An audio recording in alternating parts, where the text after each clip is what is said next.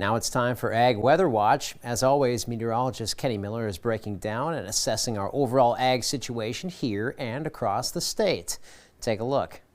Ag Weather Watch on KX is sponsored by United Agronomy. Rainfall completely stalled spring wheat harvesting in most central and eastern areas over the past week.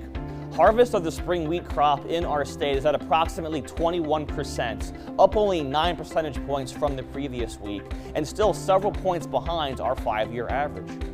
Most producers, though, are back in the field this week with potentially drier conditions in the forecast. Producers are also reporting mostly good yields that are well above average, but there are reports of lower yields in western areas that missed some of the summer precipitation. And we'll show just how little rain has fallen in the west in just a few moments. Protein levels so far are trending lower than average, but a sense of the overall average is tough to predict this early in our harvest. The recent rain has impacted the color of the crop as well.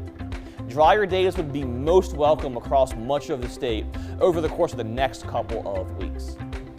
Now, I had the opportunity to chat with a farmer in southeastern Bowman County named John Palczewski. John shared this photo with me, which compares one of his fields between last July on the top and this July on the bottom. You can clearly see the contrast in the color of the grass, which is indicative of the persistent lack of moisture. John told me he's only measured 2.15 inches of rain for this summer in his area. He says his livestock grass has been brown and completely dried up since June due to the lack of rain. He also says he's only cutting 15 bushels of durum per acre, which is well below where he would like to be. The wheat crop has really struggled this year due to the drought out towards the west, and we sincerely thank John for sharing the story of his struggle this year with us. And of course, we hope it paints a picture of just how bad conditions have been this summer for some.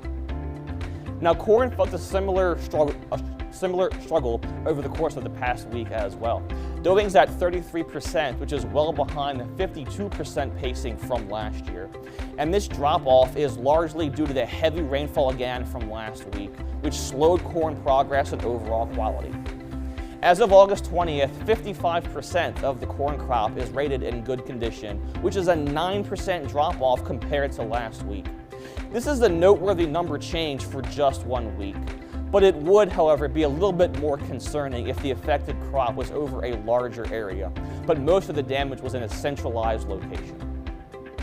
According to the United States Department of Agriculture, yield projections for corn surprisingly are still a little bit higher than this time last year, with 144 bushels expected per acre this year compared to 141 bushels from last year. Most, if not all, of our crops could use some drier days, though. And we will, of course, give you more updates at the same time next week. For the KX Storm Team, I am Chief Meteorologist Kenny Miller. Be sure to tune in again next week. Kenny will be back with another look at your forecast in just a bit.